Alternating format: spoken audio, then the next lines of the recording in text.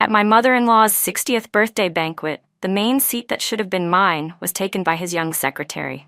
He was all smiles, chatting away, and my husband brushed me off with, "You're holding the baby. It's inconvenient. Go sit at another table." Without a moment's hesitation, I messaged my lawyer. "Help me draft a property division agreement." As soon as he saw the draft, Ethan let out an angry laugh. "It's just a seat. Is this really necessary? How long are you going to keep making a scene?" I answered coldly, "It doesn't matter. From now on, no one will be around to cause you trouble." For my mother-in-law's 60th, the Reed family had booked the hotel's top floor, and the place was bustling. Holding my just 10-month-old son, Adam, I headed for the head table, only to find a heavily made-up woman sitting in my spot. She wore a dress in the same color as Ethan's suit and was smiling as she chatted with my mother-in-law. She was his new secretary, Linda Warren. I stood off to the side, suddenly at a loss. Ethan saw me and gave the slightest frown. "You're holding Adam. It's inconvenient. Go sit at the table over there," he said in a flat tone, as if he were arranging seats for an unrelated guest. The guests nearby glanced at each other, their whispers buzzing in my ears like mosquitoes. "Isn't that Secretary Linda? She and Mr. Reed really do make a handsome pair. I heard Mr. Reed takes her everywhere lately. They're inseparable. Looks like the rumors are true. Zoe's place without a title isn't secure anymore." I tightened my arms around Adam. Just then, Linda stood up with a glass of juice and walked toward me. "Oh," she cried, and a full glass of orange juice splashed over the hem of my white dress, blooming into a glaring yellow stain. "Zoe, I'm so sorry. I didn't mean it."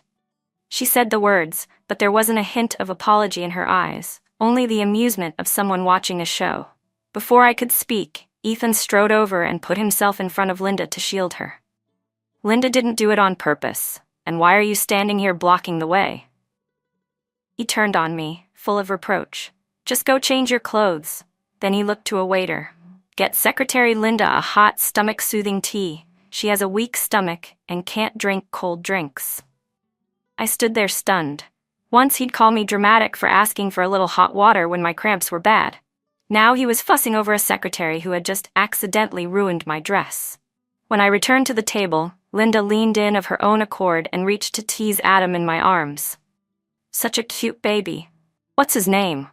Her voice wasn't loud or soft, just right for the whole table to hear. "But Mr. Reed, the baby's almost a year old, and Mom and Dad still haven't gotten the marriage license, right? I've heard that without the certificate, school registration and household paperwork can be a hassle later. Zoe, you really should hurry." The laughter at the table stopped dead. Every gaze swung to me, pitying, mocking, eager for drama. My face went cold. It felt like the blood in my body had frozen. Ethan finally frowned, but at me. "Linda's only concerned about the child. Who are you giving that long face to?" From the main seat, my mother-in-law gave me a cool glance and said only, "It's a happy day.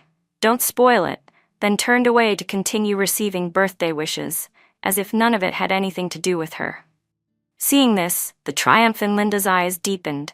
Taking advantage of a toast, she leaned to my ear and in a voice only the two of us could hear, whispered, "So what if the rice is already cooked?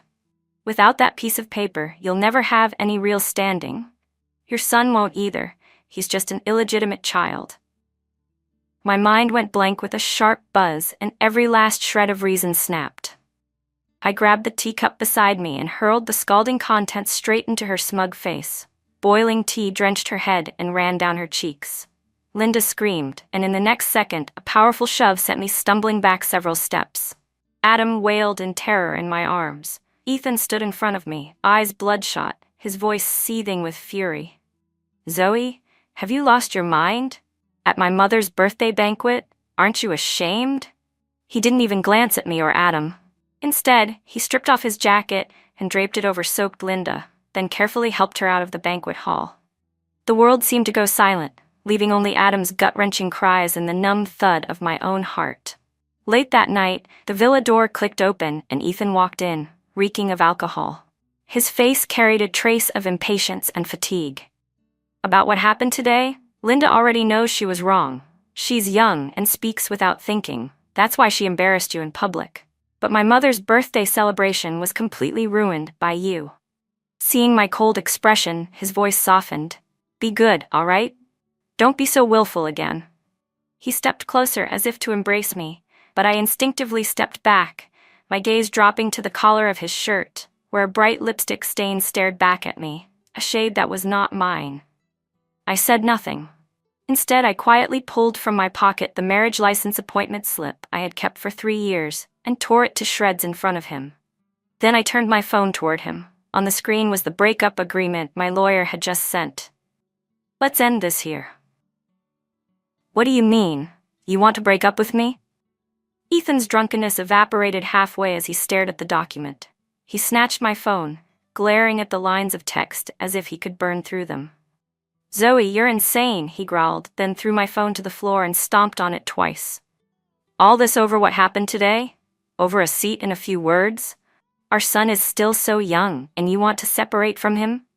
When did you become so petty, so unreasonable? He stepped up to me, jabbing a finger toward my face, questioning me word by word.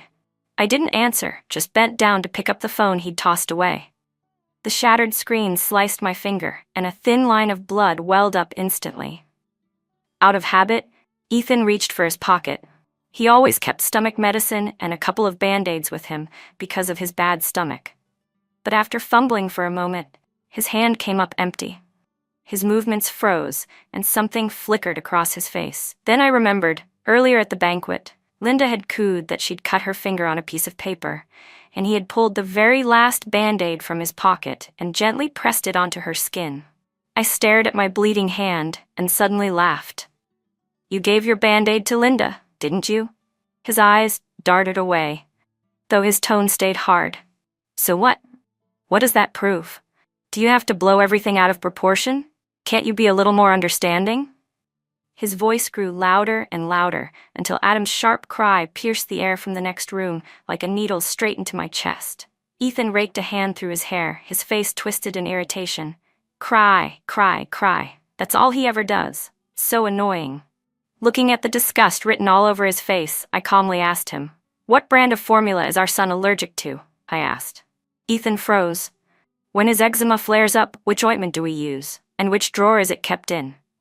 His mouth opened, but no words came out. The curve of my lips twisted into deeper mockery. Of course he didn't know.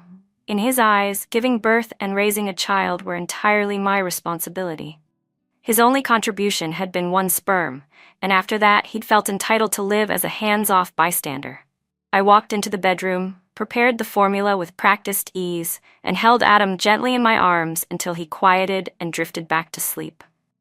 Then I came out and placed a freshly printed agreement on the coffee table in front of him. Sign it. Otherwise, I'll file a lawsuit citing your long-term infidelity and the serious harm you've caused to me and our child. My voice wasn't loud, but it was crystal clear. That marital home you bought under only your name but paid for with both our money, I have evidence it's jointly owned. And this, my gaze flicked to the lipstick stain on his collar. Should I have someone test the DNA on it? Ethan's face went chalk white. It was as if all the strength had drained from his body. He stared at me like he could bore through my skull. Zoe, you planned this all along. I didn't answer. I just set the pen in front of him. Suddenly, like a beast gone mad, he grabbed the agreement and tore it to shreds, snapping the pen in half with a sharp crack. Don't even think about it, he roared, his eyes bloodshot. I'm telling you, Zoe, don't ever dream of leaving me in this lifetime. From the entryway, he picked up a beautifully wrapped box and set it in front of me. Think about your son. Don't do something you'll regret. With that, he slammed the door and left. I looked down. It was a limited edition children's smart robot. Once again, he was using our child to shackle me. My phone chimed.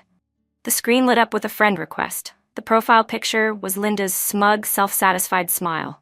Her verification message contained only 2 words, let's talk. I tapped accept, and almost instantly, a photo came through. The background was a 5-star hotel room. The bed rumpled, a man's tie draped casually over a black lace slip. I knew that tie instantly. It was the one I'd given Ethan as a gift on the day his company went public. Beneath the photo was a single line of text. Mr. Reed says he prefers the feeling of a younger body. It makes him feel more powerful. Zoe, you're old. I stared at the photo, feeling the blood in my veins turn to ice. My mind reeled back through years of memories. I remembered when Ethan's company was just starting out, desperate for funding. I, his chief financial officer, secretly mortgaged the only house my parents had left me to fill the hole. He'd been moved to tears back then. "Babe," he had said, "when the company goes public, we'll have the grandest wedding the world has ever seen. I want everyone to know you're Mrs. Reed." I remembered how I'd gotten pregnant unexpectedly, and how we'd been overjoyed, ready to get our marriage license. But that very day, he'd received an urgent overseas project and had to leave immediately. I'd smiled and told him it was fine, that work was more important. "The wedding and the license can wait. Adam and I will be at home, waiting for you to return triumphant." He'd hugged me, his eyes red with emotion. "Babe, wait for me. The first thing I'll do when I get back is marry you." And so I went alone to prenatal checkups, endured morning sickness alone, carried my belly alone, while handling the company's tangled finances to keep his business steady and his mind free of worry. There were countless late nights when we crammed into a tiny rented apartment, sharing a single bowl of street-side wontons. He'd always push the biggest dumplings into my bowl, keeping only the broth for himself. "Babe," he'd said back then, "in this lifetime, I'll never let you down." Those promises still rang in my ears. Those sweet memories were still vivid in my mind, yet now they were shattered by a single photograph. The man who once promised to give me the whole world had long since lost his way in the glitz and glamour, forgetting the road home. My thoughtfulness, my patience, my sacrifices, turns out they had all been nothing more than a joke. I looked at Adam sleeping beside me, his tiny face still streaked with dried tears. A single, burning tear finally fell from my own eyes, hitting the cold floor. The last shred of hope inside me was gone. "Ethan, we're finished." It took me 3 days to calmly pack up all of Adam's and my belongings. During that time, Ethan didn't come home once, but the news about him was everywhere. President Reed makes a high-profile appearance at a business gala with new lover. Spends tens of millions on Heart of the Ocean to win Beauty's smile. Insiders reveal Ethan Reed has been keeping his mistress in luxury. The photos showed Linda wearing a dazzling sapphire necklace, beaming as she leaned intimately against him, the two of them looking inseparable. I calmly turned off my phone and called a moving company. The final agreement, I decided to deliver it to his office in person. It was still the top-floor president's office. When I opened the door, I froze. In the spacious office, a section had been walled off and turned into a small walk-in closet and lounge area. Makeup, high heels, and all kinds of designer dresses filled the space. I remembered once carefully asking him if I could put a playmat for Adam in a corner of the office so that I could watch him while I worked overtime. What had he said back then? "Zoe, this is a workplace, not a daycare." So it wasn't that it couldn't be done, it just depended on for whom. Linda was sitting on the sofa, leisurely flipping through a fashion magazine. When she saw me, she wasn't surprised at all. Instead, she stood up, picked up a brand new couture gown, and held it against herself. "Oh, Director Zoe, you're here," she said in a mocking sing-song. "Mr. Reed said I've been working too hard socializing with him, so he asked the brand to send over all the latest season's designs for me to choose from." I ignored her and walked straight to the desk, placing the document folder in front of Ethan. "This is the last one. Sign it." Just then, as she passed me, Linda suddenly let out a sharp cry and collapsed to the floor. The jade bracelet on her wrist shattered into pieces across the ground. "My bracelet," she sobbed, tears streaming down her face. "This was the only keepsake my mother left me before she passed." Ethan immediately rushed over to help her up, then whipped his head around to glare at me. "Zoe, how could you be so cruel? Don't go too far. There's a limit to bullying people. Apologize." I looked at their clumsy performance with cold detachment. I didn't touch her. There's surveillance here. No sooner had I spoken than Linda's phone rang. As if on cue, she pressed the speaker button. A woman's shrill voice erupted from the other end. "Linda, you shameless homewrecker. You'll get what's coming to you. We'll always support Zoe. Just wait for the internet to tear you apart." Linda's tears flowed even harder. She clung to Ethan's arm, trembling. "Mr. Reed, I don't know who leaked my number. So many people have been sending me messages, calling me, harassing me." Ethan's face turned an ugly shade. He snatched the agreement from my hands, grabbed a pen, and signed his name without even glancing at it. You actually got people to harass Linda? That's truly despicable. He flung the signed papers hard into my face. Zoe, you disgust me. The edge of the paper sliced across my cheek. It stung a little as the edge of the paper grazed my cheek, but I simply bent down and calmly picked up the freedom that, to me, weighed more than 1,000 pounds. Without sparing that shameless pair another glance, I turned and walked away. At the doorway, I stopped, pulled a small box from my bag, and gently set it on the cabinet by the door. Inside was a simple silver ring he'd bought me with his very first month's salary, calling it our token of love. Now I was returning it. From this moment on, we owed each other nothing. Ethan had just signed the agreement, his mind unsettled. He tried to soothe the crying Linda in his arms, but his gaze drifted toward the box on the cabinet. His pupils tightened sharply.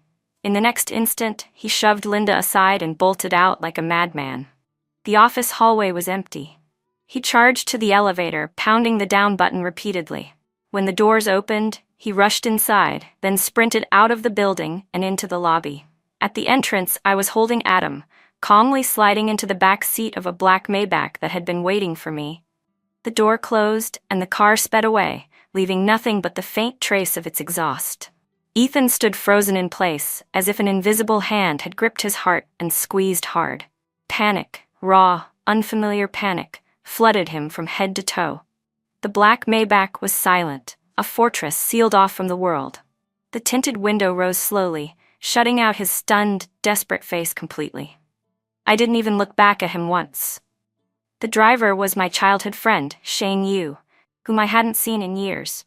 He was now the Asia-Pacific head of a multinational investment firm. A few days ago, I had called him, and without a moment's hesitation, he had flown back from overseas. It's all taken care of, Shane said steadily from the driver's seat. I lowered my head and kissed Adam's soft cheek. From now on, it's just the two of us.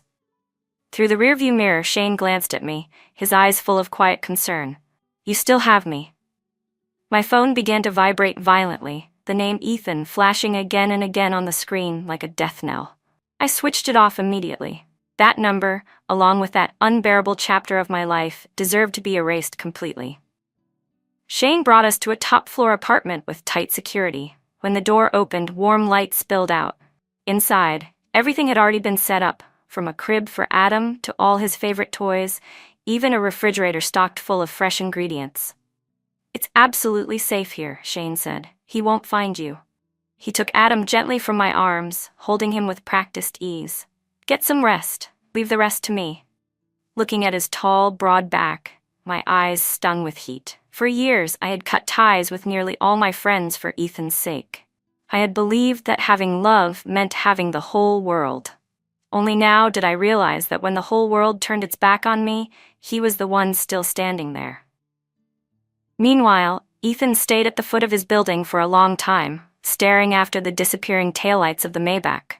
Only when it was gone did he drag himself back upstairs, hollow-eyed. Linda hurried to greet him, a smug smile on her face. Mr. Reed, that woman finally left. From now on, we can. Get out. Ethan's voice was hoarse, his gaze icy enough to kill. Linda's smile froze. Mr. Reed, I said get out. Didn't you hear me? He swept an arm across his desk, sending every file crashing to the floor. Linda flinched, then stumbled out without daring to say another word. Silence fell over the office. Ethan collapsed onto the sofa, his mind replaying, over and over, the image of me climbing into the car with our child, my posture final, unyielding. He grabbed his phone and dialed my number again and again, but the only reply was the cold, mechanical voice of a woman. The number you have dialed is currently switched off. Frustrated, Ethan hurled his phone at the wall, shattering it into pieces. His gaze landed on the small box, sitting on the cabinet by the door. Hands trembling, he walked over and opened it. Inside was the silver ring he had long since forgotten about. He remembered the day he received his first month's salary and dragged me to the night market. Amid the noisy crowd, he had dropped to one knee and slipped the 99 yuan ring onto my finger. Babe, when I have money, I'll buy you the biggest diamond in the world. I had cried like a fool back then. I don't want diamonds. I just want you. The memory cut into him like a knife. Snatching up the box, he bolted from the office and drove like a madman around the city searching for me. He went to the tiny rental apartment we used to live in, to my favorite dessert shop, to the park where we had our first date. Nowhere could he find me. As night fell, exhausted, he returned to the villa he had once loathed. When he opened the door, the place was pitch dark and lifeless. Every trace of me and Adam was gone, as if we had never lived there at all. Only the children's smart robot he had once tossed at me sat on the coffee table. He walked over and pressed the switch. From inside came the pre-recorded voice he had set earlier. "Adam, be good. Daddy loves you." In the empty room, those words were nothing but bitterly ironic. The next day, the stock of Reed Corporation suddenly began to plummet. Within half an hour of opening, it hit the limit down. Chaos erupted throughout the company. Ethan sat in his office, besieged, listening to the urgent report from the CFO. "Mr. Reed, we've been maliciously shorted. Someone has precisely targeted several of our overseas projects' financial loopholes and spread massive amounts of negative news, triggering market panic." Ethan shot to his feet. Financial loopholes. Only one other person besides him knew those core secrets, Zoe. A wave of realization surged up from his spine. He rushed out of the office, jumped in his car, and drove straight to the old house my parents had left me, the only place where we still had a tangible connection. He pounded on the door like a man possessed. "Zoe, open the door. I know it was you. Get out here. What do you want?" No answer. He paced like a trapped beast, back and forth, frantic. His phone rang. It was the company board. "Ethan, what the hell are you doing? Why is the stock collapsing like this?" "I don't care what you do, but you have 3 days to stabilize it, or you can pack your things and get out." He hung up and slammed his fist into the wall. Blood welled instantly across his knuckles. For the first time, he felt real fear.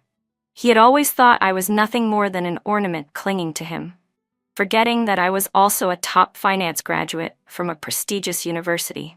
He forgot that when his company was at its most difficult start, I, as his CFO, had spent countless sleepless nights with him, producing flawless financial reports and bringing in investment after investment. My understanding of his company went deeper than his own. A news alert popped up on his screen. "Mysterious consortium launches precise strike against Reed Corporation." Industry experts speculate guidance from a powerful insider. The attached photo showed a blurred side profile, Shane Yu, standing before a massive floor-to-ceiling window, calmly talking on the phone while I sat on the sofa beside him, leisurely sipping coffee. Ethan's eyes turned bloodshot. Of course he knew Shane. He was the only male friend I had ever mentioned. Ethan had always assumed Shane was just an ordinary office worker. He had never imagined Shane was the infamous capital hunter on Wall Street. So now, he believed my leaving him hadn't been a spur-of-the-moment decision, but a long-planned move, finding myself an even more powerful backer. Jealousy and rage gnawed at his heart like venomous snakes. "Zoe, well played," he ground out between clenched teeth. Then he pulled out another phone and dialed Linda's number. "Mr. Reed." Linda's voice came through, laced with sobs. "Come to me, now." Ethan's voice was cold, stripped of any trace of emotion. He needed an outlet for his rage, and Linda was the perfect tool. Meanwhile, I was sitting on the sofa in the apartment, watching the plunging green line on my computer screen. Shane set a cup of hot milk beside me. The first step went well. I picked up the milk but didn't drink it. This is only the beginning. My eyes shifted to another document, Reed Corporation's complete tax records. "Ethan, did you really think I'd stop at shorting your stock? You forgot the beautiful fake accounts you made to secure that overseas project. And I still have the original drafts of those false ledgers." Linda soon arrived downstairs at the old house. She saw Ethan with blood covering his hands, his face dark and stormy, and didn't dare speak. "Get in," Ethan ordered. The car sped through the city and stopped in front of a luxury boutique. "Go in. Buy whatever you like." He tossed her a black card, his voice devoid of warmth. Linda froze for a moment, then her eyes lit up with excitement. She thought he was making it up to her, trying to please her. She rushed inside and began grabbing everything. Bags, clothes, jewelry, anything expensive went straight into her arms. Ethan sat in the car, watching her with a blank expression. Seeing her greed and shallowness made him feel suddenly nauseous. He thought of me. I would never have done this. I always went straight for the sale rack. If he tried to buy me something expensive, I'd feel guilty for days, telling him not to waste money. My most common words were, money should be spent where it's needed most. The company has plenty of expenses. Why? Why had he pushed away a woman that good? Why had he hurt the one whose heart and eyes were only ever filled with him, just for the sake of a vulgar woman like this? The more he thought about it, the more it hurt. His head began to pound. Mr. Reed, I'm done shopping. Linda returned with arms full of bags and a wide smile, holding out the latest limited edition handbag like a prize. Look, isn't it gorgeous? I've been searching for this forever. Shut up. Ethan cut her off coldly. Now, even hearing her voice grated on his nerves. Her smile froze. Without another word, Ethan started the car and drove her back to her place. The stuff is yours. Now get out. He dumped all the shopping bags at her door without looking at her, then drove off, leaving her standing there stunned in the wind. When he returned to the empty villa, he went straight to the wine cabinet and drank bottle after bottle. Even alcohol couldn't numb the ache in his chest. Staggering into Adam's room, he saw the smart robot still lying quietly on the floor. He kicked it hard, sending it crashing into the wall with a harsh crackle of static before it went completely silent. Then he began destroying things like a madman. Adam's toys, my vanity, the only photo we had of the three of us. Every trace of our life together, smashed to pieces by his own hands. Only when he no longer had the strength to break anything else did he collapse amid the wreckage, like a stray dog left to rot. His phone rang. It was his mother. Ethan, what's going on between you and Zoe? I went to the old house today, and the neighbor said she's already moved out. And what's happening with the company's stock? The rumors outside were spreading like wildfire. Is it true you've been keeping that secretary of yours? Ethan's mother's voice was sharp and furious over the phone. Let me tell you, a woman like that is fine to play with, but she will never set foot in the Reed family home. Zoe is the only daughter-in-law of this family, Adam's mother. You'd better find her and bring her back, did you hear me? Listening to his mother's tirade, Ethan suddenly laughed, a laugh so bitter that tears welled in his eyes. Now she remembered, I was the only daughter-in-law. Where was she when I was humiliated at her birthday banquet? Where was she when Linda insinuated Adam was an illegitimate child? Now that the Reed family was on the brink of ruin, she wanted to recall my worth? It was far too late. Everything was far too late. The next day, an anonymous report was delivered to the tax bureau. Inside was a complete, irrefutable chain of evidence proving Reed Corporation's tax evasion. The case was airtight. The authorities immediately formed a special task force and launched a full-scale investigation. The moment the news broke, the already fragile stock price collapsed in a bloodbath. Furious investors gathered outside the company building, demanding Ethan give them an explanation. That night, the board of directors held an emergency meeting and voted to remove him as CEO. Overnight, the lofty Mr. Reed became a stray dog everyone wanted to kick. I saw the news on television. Shane sat across from me, elegantly cutting his steak. Now he should be too busy to bother you again. On the screen, Ethan was surrounded by reporters, looking disheveled and desperate. I felt nothing, not even a ripple. This isn't enough, I said, setting down my knife and fork. I want him to lose everything. Shane smiled faintly. As you wish. He slid a file across the table to me. Remember the trust fund your father left you? I froze. My father had passed away when I was very young, leaving my mother and me a trust fund that could only be accessed on my wedding day. After my mother's death, I met Ethan, and the matter faded from my mind. When you mortgaged your mother's house to help him, Shane said, his voice tinged with regret. What I didn't tell you was that your father was my godfather. He always suspected you might be deceived, so he added a clause to the trust. The fund could only be used by you personally or by me on your behalf for your career or financial security. The money you used to buy that marital home wasn't from your joint savings, it came from this trust. I transferred it to you. It was the first twist I hadn't seen coming.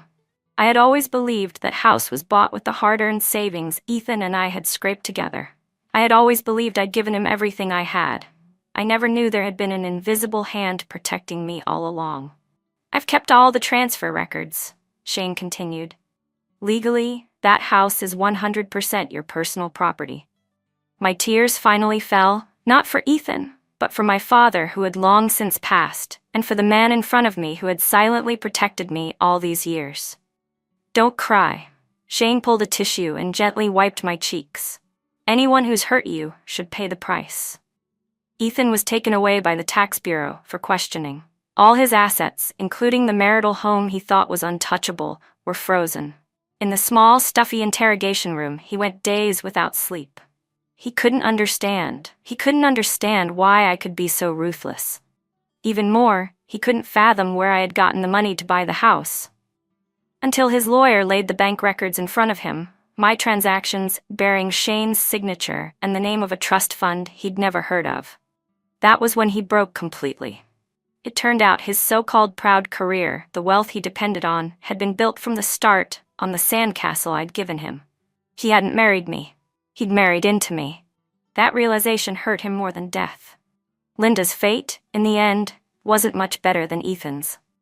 I had someone anonymously send proof of Linda's forged education and work history to every one of her colleagues.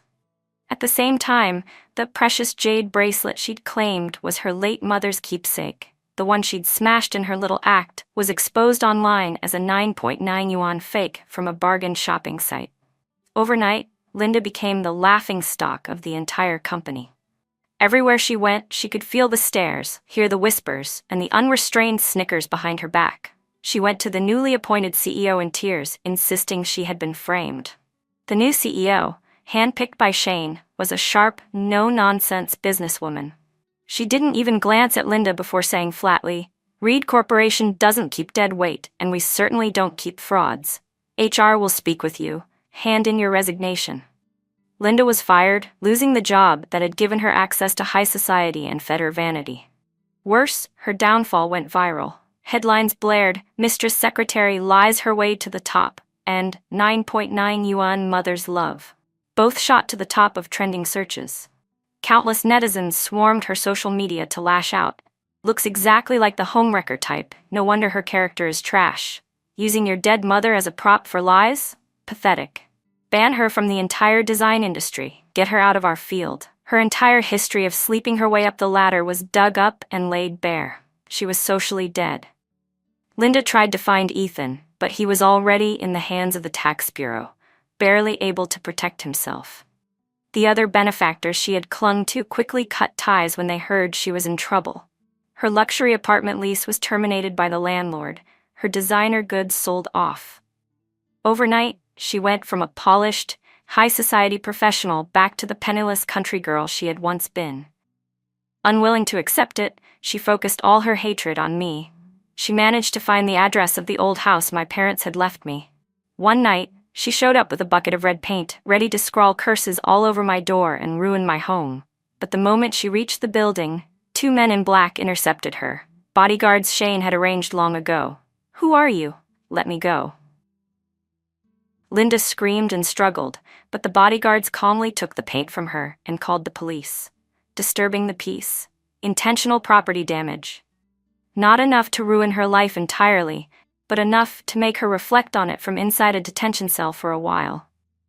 I only heard about it from Shane the next day. "She won't have another chance to hurt you," he said. I nodded, holding Adam a little tighter. Looking out at the bright, clear sunshine, I realized for the first time how fresh the world felt without Ethan in it. But my revenge wasn't over yet. Ethan and Linda, what they'd suffered so far was just the appetizer. The real feast was yet to come. Ethan spent half a month inside before being released on bail pending trial. Those 2 weeks felt like years to him. He had lost everything: his company, his homes, his reputation. He had fallen from the clouds straight into the mud. The day he got out, his mother came to pick him up. The once elegant Mrs. Reed was now haggard and worn. "Ethan, let's go home," she said, taking his hand. But home no longer existed. The villa had been seized, the old family house sold to cover debts. All they had left was a cramped, dim rental barely 50 square meters. Back in the tiny, dark space, Mrs. Reed made him a bowl of noodles. "Ethan, go find Zoe. Beg her for Adam's sake, to spare our family. If she's willing to come back, I'll kneel and apologize to her myself. Ethan picked up the bowl of noodles. I couldn't say a word. What face did he even have left to come looking for me now? But he was unwilling to accept defeat. He couldn't bear to go down like this. He wanted to claw back everything he thought belonged to him. So he began a frantic hunt for me. He waited outside Shane's company building to block me, but Shane's corporate security system was world-class. He couldn't even get through the front doors. He flooded my phone with messages, starting with accusations and curses, then shifting to pleading and remorse. Zoe, I was wrong. I really know I was wrong. Please come back. Let's start over. I can't live without you and Adam. I'm begging you, give me one more chance. I swear I'll never see that slut Linda again. My heart belongs only to you. Think of our 7 years together. Can you really be so heartless as to forget it all? I read those messages and could only laugh. If you'd known this day would come, why did you act that way back then? When I didn't respond, his behavior turned erratic. He found out which early education center Adam attended. One afternoon, he waited for a moment when the bodyguards were distracted and charged inside, trying to snatch Adam away. He thought that if Adam was in his hands, I would have no choice but to give in. But the moment Adam saw him, he burst into terrified sobs. Go away, bad man. Adam struggled and refused to let him hold him. Ethan froze. In his mind, his son, bound to him by blood, should naturally feel close to him. But the look Adam gave him was filled only with fear and unfamiliarity. The teachers and bodyguards reacted quickly, surrounding him. Shane got the call and arrived immediately. Seeing Ethan's crazed state, he didn't say a word, he just swung his fist. Blood welled at the corner of Ethan's mouth as he fell to the ground in disgrace. If you so much as touch a single hair on them. Shane's voice was as cold as hell itself. You won't live to see tomorrow's sun.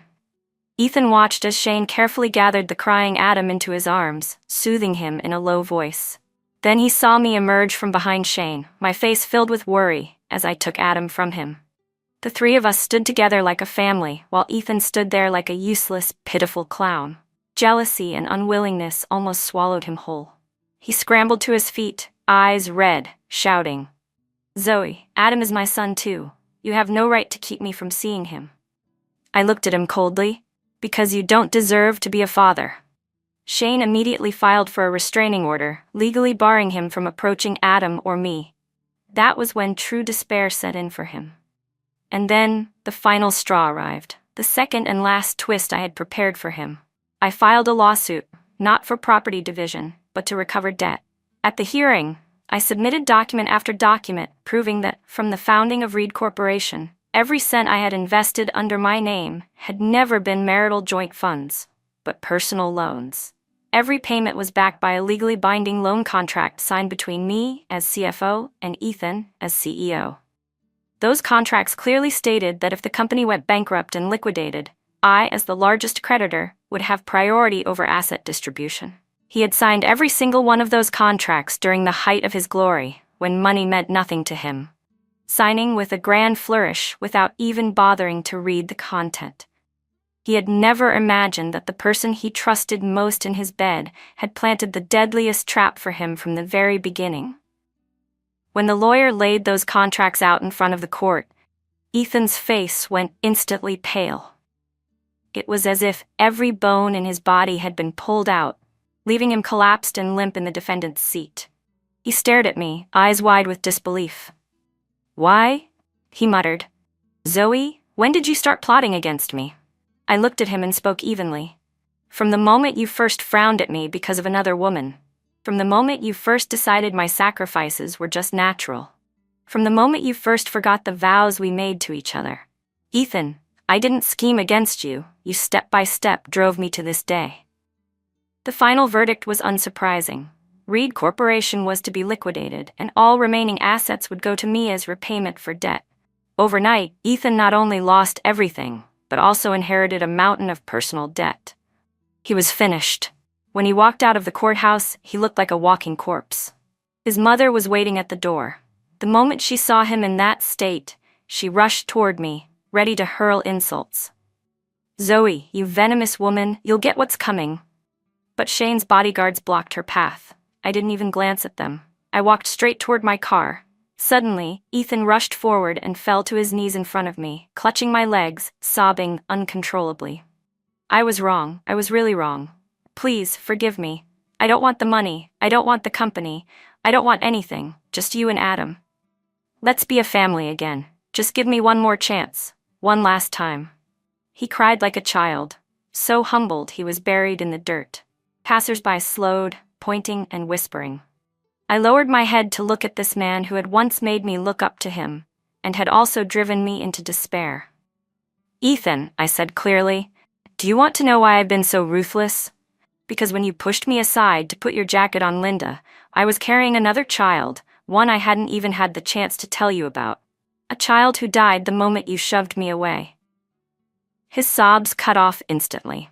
His head snapped up, pupils contracting violently, the color draining from his face. What did you say? I said, I enunciated each word like the sharpest blade, you killed your second child with your own hands. He froze as if struck by lightning, his whole body rigid. His lips trembled, but no words came out, only a torrent of tears. It had been the first month after we'd decided to try for a second baby. I had planned to give my mother-in-law the news as her birthday gift. I'd even prepared the ultrasound picture, tucked safely in my bag. But instead, I got his surprise. When he shoved me, I stumbled, and pain tore through my abdomen. In that banquet hall, surrounded by people, not one person noticed anything was wrong. All eyes followed him and Linda as they walked away together, while I stood there alone, Adam's wailing splitting my ears, feeling the warm blood slowly run down my thigh. That tiny life slipped away in silence. When I was in the most pain, when I needed him most, where was he? He was wrapped in another woman's arms, showering care and tenderness on his attentive secretary. That was the moment I knew. The Ethan I had loved was already dead. What remained was only a shell, corroded by greed and desire. My love for him died along with the child who never had the chance to be born. No, that's not true. Ethan shook his head like a madman. His grip on my hands was frighteningly strong. You're lying to me. You have to be lying. Zoe, tell me this isn't real. I pried his fingers off mine one by one. It's true, Ethan. There's a life between us now, one you can never bring back. Do you really think we could ever go back? Pulling my hand free, I didn't look at him again. I turned and got into the car. As the engine started, I saw him in the rearview mirror, kneeling there like a statue. Then, as if something had snapped inside him, he suddenly bolted to his feet and ran after my car, screaming my name over and over. Zoe, Zoe. His figure grew smaller and smaller until it was nothing but a pathetic black speck on the horizon. I calmly drew my gaze back, leaned into my seat, and closed my eyes. Shane's warm, steady hand closed around mine. It's over, he said. I opened my eyes and looked into the depths of his gaze. No, I said with a smile, the first genuine smile I had worn in months. It's just beginning. A few days later, I stood before the press as the founder of Radiance Capital, announcing the complete acquisition of Reed Corporation's assets and its restructuring into a new business. Standing under the lights, I was poised, confident, radiant. In the audience, Shane cradled a sleeping Adam, his eyes soft and full of pride as he watched me. Sunlight streamed through the floor-to-ceiling windows, bathing us in warmth and light. As for Ethan, I heard he had completely lost his mind. Every day, he wandered the streets, grabbing strangers and asking if they had seen his wife and child. His mother, unable to bear the blow, had suffered a stroke and was now bedridden. His life had become nothing more than a cruel joke. But none of that had anything to do with me anymore. After personally burying that wretched chapter of my past, I had finally stepped into a new life.